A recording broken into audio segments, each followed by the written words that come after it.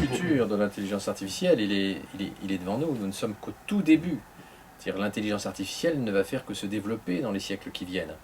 D'où d'ailleurs certains cris d'alarme, comme Elon Musk, le fondateur de Tesla, qui a invité l'humanité à se méfier de l'intelligence artificielle, puisqu'il a peur que l'intelligence artificielle ne décime, n'extermine l'humanité au XXIe siècle. Donc les problématiques liées à l'intelligence artificielle, elles vont se poser de façon de plus en plus aiguë dans les décennies qui viennent.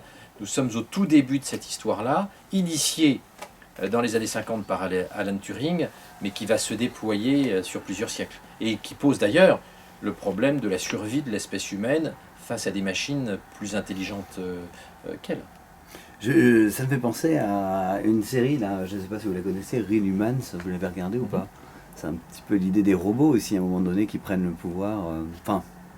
Non, on ne parle pas de robotique, mais effectivement, le futur, c'est la convergence de la robotique et de l'intelligence artificielle, c'est sûr. C'est juste une idée qui a traversé mon esprit au moment où on se parle, c'est ça qui est intéressant, d'y laisser aussi un peu de spontanéité, au lieu que tout soit écrit. On est bien à un moment clé dans l'histoire de l'humanité.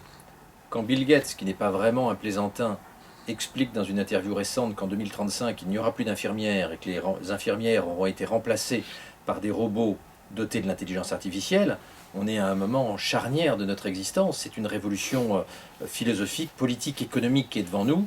Et là encore, c'est Turing qui a initié cette révolution-là par ses travaux dans les années 40.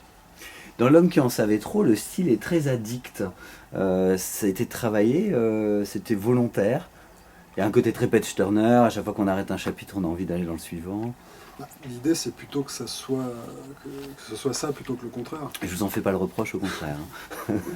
Non, mais nous, on aime bien, les séries américaines, le rythme. Ouais.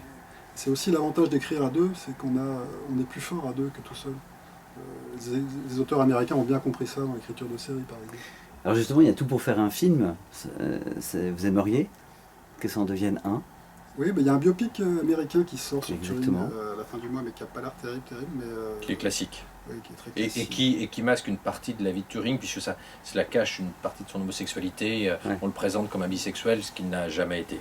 Ah oui, là, pour le coup, vous parlez bien de la difficulté d'être homosexuel. Elle C'est une maladie mentale. Elle est tellement forte, la difficulté d'être homosexuel dans l'Angleterre des années 40-50, que Turing, on le force à prendre des hormones femelles. C'est-à-dire, on le force à se castrer chimiquement, ses seins vont pousser, il va être impuissant, comme toujours avec les hormones femelles. Donc il a été détruit par la société conservatrice anglaise, qui considérait que l'homosexualité était un délit. Il faut savoir d'ailleurs que l'homosexualité n'a été retirée des maladies par l'OMS qu'il n'y a pas si longtemps. Jusque dans les années 80, l'homosexualité était une maladie psychiatrique pour l'Organisation mondiale de la santé. Donc la dépénalisation et l'acceptation de l'homosexualité est très récente. Et les jeunes générations ne se rendent pas compte, mais du temps de Turing, on était puni de prison quand on était homosexuel. Effectivement. Et pour la question du film, je reviens. Les films, nous, on n'est pas producteur de cinéma, mais je pense que moi, je préfère les séries, parce que quand on parle, parce que l'ambition de ce livre, c'est quand même de raconter 80 ans, ou même d'aller plus loin que ça. Ça peut fonctionner qu'en série. On ne peut pas raconter ça en 1h30, c'est pas possible. C'est clair qu'il y a de quoi faire. On ne peut pas parler de la Deuxième Guerre mondiale, de la guerre froide, du futur et du présent en 1h30 de film, c'est pas possible. C'est forcément bâclé. Et pour faire ce roman, est-ce que vous avez justement rencontré cette difficulté aussi d'essayer d'écrire des choses beaucoup plus ramassées et à un moment donné on doit faire des choix? On ne peut pas faire des livres de 3000 pages, ça se vend très mal. Mais il y avait la matière. C'est plus facile de dire plus de choses dans un livre de 300 pages que pendant un film d'1h30. Ouais.